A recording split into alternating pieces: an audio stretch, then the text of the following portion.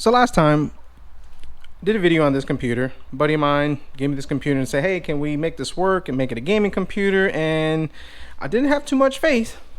And the reason why was because, well, judging a book by its cover. I mean, a couple of red flags, 2 DVD writers. I mean, this style of case, I mean, nobody really uses this anymore. So yeah, and then looking at the back, the video card, 2 DVI ports. Yeah, that's not pretty good. So we got into it, we cleaned it up, and we determined that it's an E8500. Tried to install Windows, it was slow and pegged out at 100%, and yeah. These Core 2 Duos, they're not holding up too much anymore. This E8500, they're not holding up, and honestly, really not too much use for them. I mean, you could maybe get away with a simple office computer, but you start putting more loads on it, they don't hold up. So what are we going to do with it? Well, this case, I'm actually going to use it for another build, another project I got going on. It is still a really good case, but this motherboard, I just don't want to send it off as is. And the reason why is because it's a cool motherboard, and this was actually a really cool platform back in its day. So this is what we're going to do today. So we're going to get this, and I decided to go this route. Xeon. That's right. Socket 775 meet socket 771 Xeon. And this is the Xeon 5450. And it's a pretty good CPU. Some of the specs on it is that it's a server grade, obviously. Launched back in 2007, I believe, and it was discontinued in 2010, 45 nanometer. And when this thing came out, this little CPU came out, these things were costing about $1,000 back then. Pretty hefty. 4 cores, which is a lot better than our 2 cores over there. Our processor base frequency is 3 gigahertz, a lot faster than that. And our bus speed is 1333 megahertz and a TDP of 120 watts. So she might get a little toasty, but it should work. Now, why are we deciding to go this way? Well, number one, here at DLM Tech Garage, why not try to do a little bit of modding, of course. And I just like these Xeons, and considering that I never had a chance back in the day to kind of tinker around with one of these retired CPUs, here's our chance to kind of go out with a bang with it. Now, the other option would have been to go with the Q9550, but this is actually 5% faster.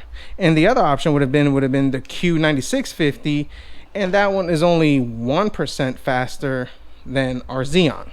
Looking at the price, these are costing about $20, and the Q9650 is costing about $50. So, of course, let's go the cheaper route and get the better bang for the buck. So, I'm going to take this out of this case.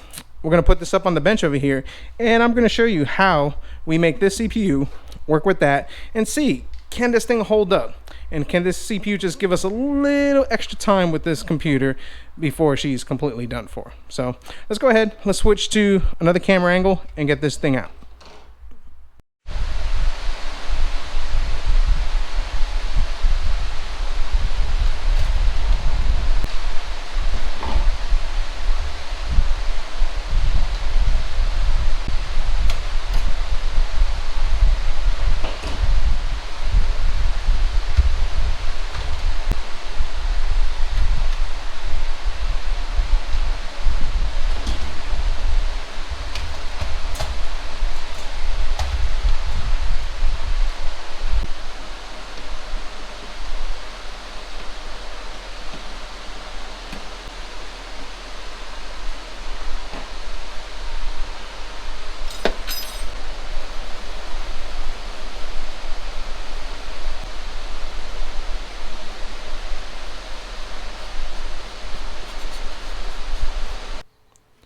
So if you're going to do this mod, you're going to have to do a few things. Number one, make sure you have the most update BIOS, as that's important. This EVGA one, I think the BIOS is P10 or F10, whatever it is. So make sure it's up to date. And if you're having trouble with that, you might have to get a BIOS mod. And I'll post a link to Phil's Computer Lab. He shows a video on how to do this, and it's really good. But in our case, we just had to update the BIOS on this, and it should work fine. If not, we'll do the BIOS mod. But I'm pretty sure we should be good to go.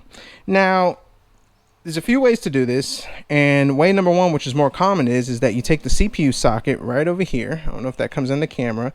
And there's a notch. Stay right there. There's a notch right up here, and there's a notch right up there. And you kind of just ground them down so the CPU can sit in there properly. Okay, that's one way to do it. And then after you do that, what you need to do is take one of these stickers over here, which if I could grab it. which you could get these on the old eBay. I don't know if they have them on Amazon, but you can get them on eBay. They cost like $3, and you put these stickers on the pins, and I'll show you how to do that. And that's what kind of gets this thing working, so that you can convert this from socket 7, the Xeon from socket 771 to 775. So now I'm not going to tinker with this motherboard because, like I said, I really like it. I want to retire her nice, and it's a cool piece, and I may visit this years from now. This may be a 10-year-old Windows 10 retro build. I don't know, but it might be something like that. So what I'm going to do is I'm actually going to modify the CPU, and this is how we're going to do it. So first off, you want to take off your socket 775 CPU, which is this one right over here, and you see the little triangle that's going to go this way on the motherboard for that notch. So with this little triangle, what I do is I take the Xeon and I kind of match them up right over here where the two notches go into CPU socket, just like this, and I match it. And as you can see, I don't have a notch, and what I end up doing is I match them, and I just take a, oops, sorry for hitting the camera. So what I do is I take the notch, I match them, and then I just kind of put a little marker mark right over here, if you can see the dot. I switch it, I do the other side, and on the other side, my fingers are getting in the way, I apologize, I do the same thing. So now what I'm going to do is I'm actually going to notch it, and if you look, I have all this green area to kind of play with. So you just go little by little, don't go too crazy, don't use too big of a file, or you're going to ruin the CPU. Now I caution you guys, watching this is going to make you clench, but hopefully it should be for entertainment. Got a little file kit that I got at my local hardware store, and it has a small little file right over here, and what we're going to do is we're just going to go up and down and just grind it down until we have enough to fit in the notch. And I'm going to show you exactly how we do that next. Take a piece of wood over here, just something like this. It could be 2x4, 4x4, whatever. I just happen to have this lying around. I take my CPU and I wrap it up in something like this. This is just a shipping package from stuff I get from the old Amazon and eBay, and I just kind of hold it up. Now the CPU, I want it to stick up right over here, and I have my notch right up where it needs to go. So then what I do next is I go ahead and I pop it right over here, just enough above. I take a clamp it down. Don't go too gorilla crazy tight in this or you will break something, and that will hold it in place. And while that holds it in place, I take my file and I just carefully go nice and easy, little by little, and try to get as close as I can to the orange pins in the back without not getting close to them. So let me go ahead, ground this down, and hopefully this won't cause too much cringing. Now the hardest part is just getting it started without going too crazy. So we're just going to go nice and easy until we have that notch that we need, and then it just, once it gets it started, then you just keep going down little by little. We got our notch started, so just check it little by little until you're done. So I'm going to go ahead, I'm going to keep following this down, and then I'll show you what it looks like.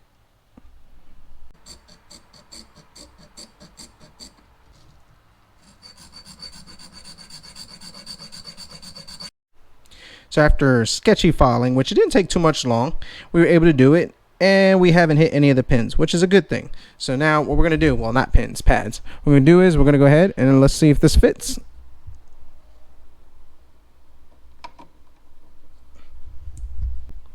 And as you can see, it fits perfect.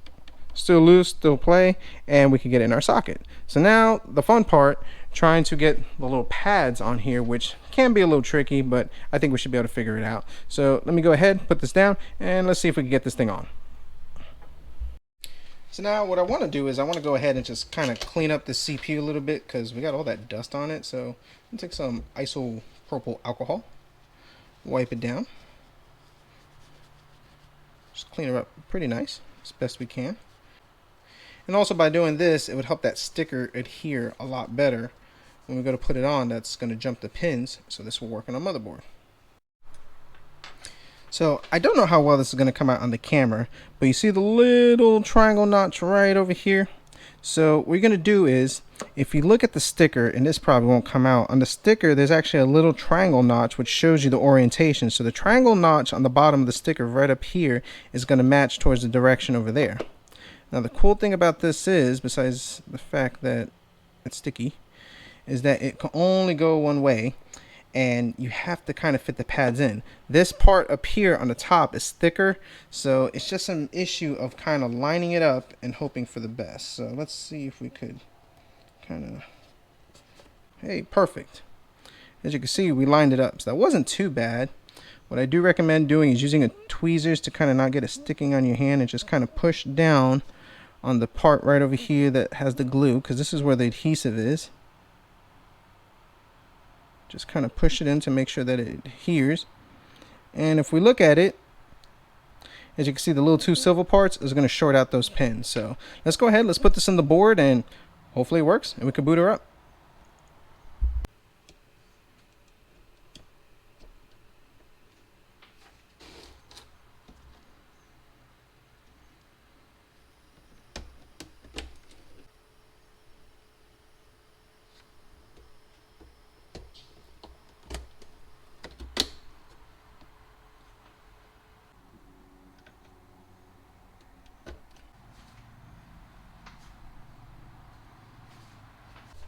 Alright, got our cooler mounted in. Went ahead and put in one of these low noise adapters because, man, this thing gets on my nerves. It's so loud. So, mounted up. Just a cheap video card that I have lying around just to test it.